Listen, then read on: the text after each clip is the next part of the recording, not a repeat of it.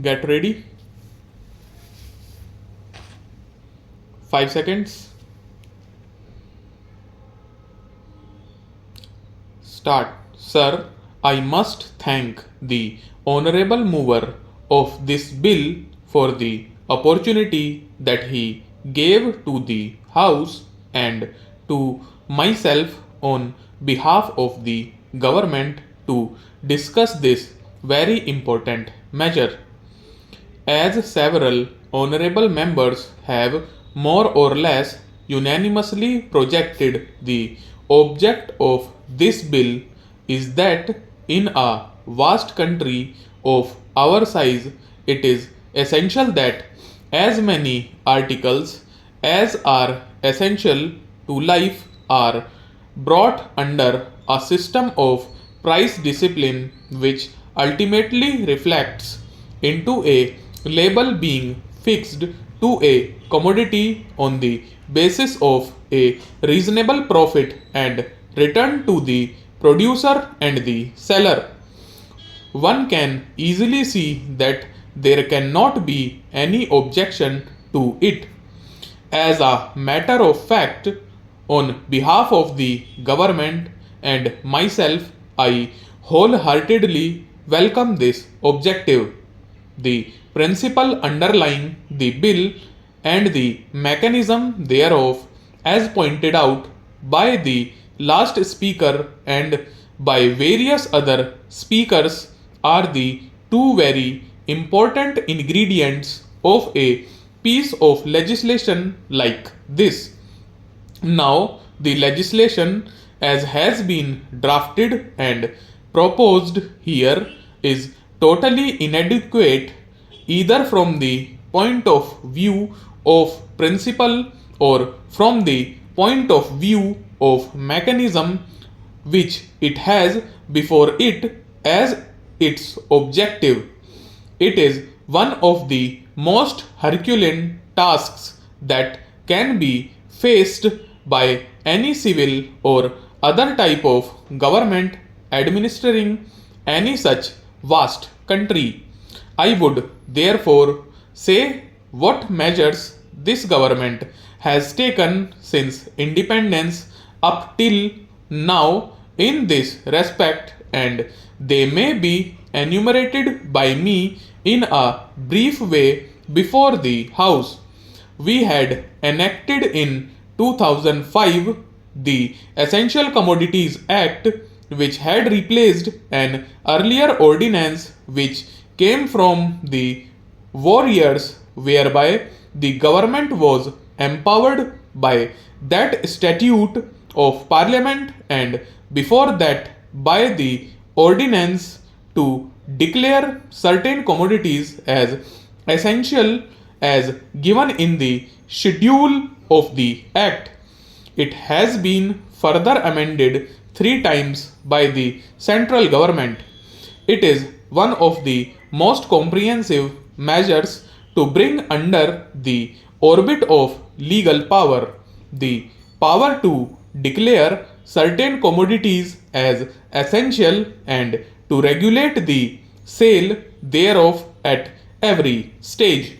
My friend mentioned a very important point that there are many stages of a transaction. It is not only the penultimate or the ultimate part of it, but several chains in a series of process from the weaver to the wearer. Therefore, I would only draw the attention of the honorable mover of this bill and of the friends who supported this bill that a substantive legislation has to be very comprehensive before it can be legislated on the anvil of parliament, and that is the most serious defect from which this bill suffers.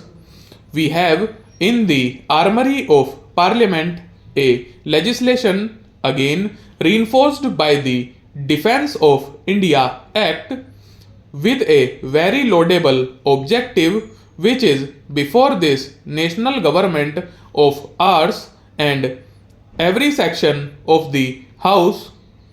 That is why there is no need to have any public opinion on this.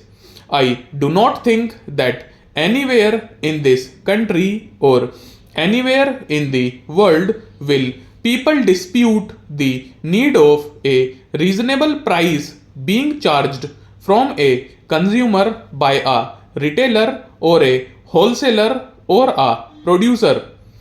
That is an objective which is very much in the air, which is accepted, and with a bargaining capacity, one does desire to have the reliability or dependability of a shop when one goes to purchase some merchandise.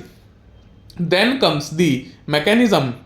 A serious defect in this very oversimplified small brief piece of legislation is that everything must have a central seal. In a country so federal and so vast as ours, to have a piece of legislation with a central seal like this will mean havoc. Millions of civil servants will have to be appointed by the central government. God knows how many crores of rupees will have to be spent in appointing this staff to have all the things needed to control the price in such a vast country. More money will have to be paid out both by way of administration and in various other ways.